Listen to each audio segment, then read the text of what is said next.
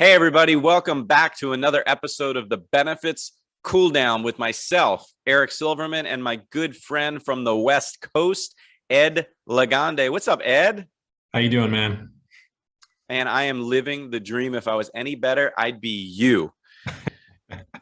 I'll take So that. listen, exactly. So listen, Ed, I have a question for you, buddy. I want to start by telling you. So I ran this survey, like a LinkedIn poll. For those people on LinkedIn, know that polls have gotten really big, and I ran it 3 weeks ago. And the topic of the poll was which vital component will prove more valuable to attract and retain quality talent in the year 2022. And the four response answers that were available were income, employee benefits, hybrid or work from home, and company culture. Which of the four were going to be the most important to attract and retain talent in 22? And the numbers were surprising to some. We had almost 1,500 votes. We had almost 77,000 views of the poll. So it gives us a big pulse of the market.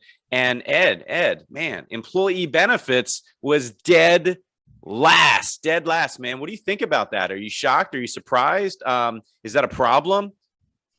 That's a really great question. Am I shocked and surprised? A little bit, just because we work in this industry, but I think, from a problem perspective, that it just goes to show how much of a story we have to tell in this benefits industry, right? I still think that our industry and things of that nature, employees think that employee benefits still equals insurance and not necessarily the benefit of being an employee, right? But so when we talk about company culture or working from home and remote work, as we learned from the pandemic, that's really important to people from a perks perspective, from an overall organizational perspective. So what we're realizing is the pandemic has really just shed some light on what's really important to people from an individual perspective. And so they're going to look at things like that even more important than their traditional medical plan, dental plan, and things of that nature. So if employees are seeing that employee benefits equals insurance, then maybe I'm not so surprised in seeing that it's only at 7%. Thanks you for sharing it on the screen here. But I think that at the same time, that creates a heck of an opportunity for us to tell a better story of what we're trying to accomplish as benefit advisors, right? And so, what do you think about that, though, Eric? So look, man, I'll be honest. I knew in the heart of hearts, sadly for our industry, that employee benefits was going to be dead last. I didn't know what percentage. I just predicted it would be dead last. Where I was surprised was that income was number one. I actually thought that work from home or hybrid was going to be a toss-up for number one between that and culture.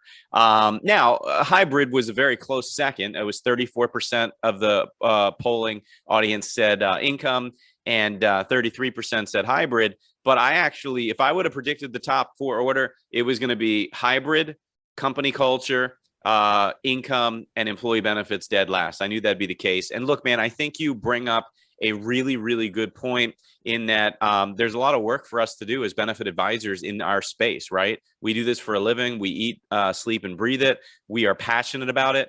And it just shows we have more educating to do. The reality is most benefit advisors, in my opinion, I don't know if you'd agree, spend the bulk majority, the mass majority of their time educating employers and HR people and C-suite executives and owners about benefits, because it's the number one or two or three line item on their budget, on their P&L every year.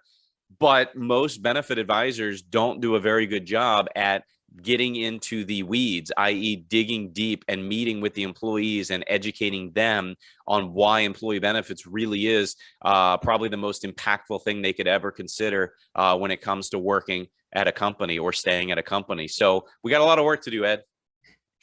Yes, we do. But we're all in this together, and I think if we can just continue to find a better way to tell that story, we can reach the hearts and minds of those employees. And maybe next year when we do this poll, that employee benefits will be number one. Absolutely. I'm going to do this poll again, and I hope you're right. So for everybody behind the scenes helping us put this show together, because we don't do any of this editing, I'm Eric Silverman. That's Ed Lagande. This has been another episode of the Benefits Cooldown. Join us next Friday for another incredible rock star episode where we're going to bring another problem and maybe or maybe not a solution, but we'll certainly talk about what's going on in the marketplace. Thanks, Ed. Thanks, everybody. See you next week.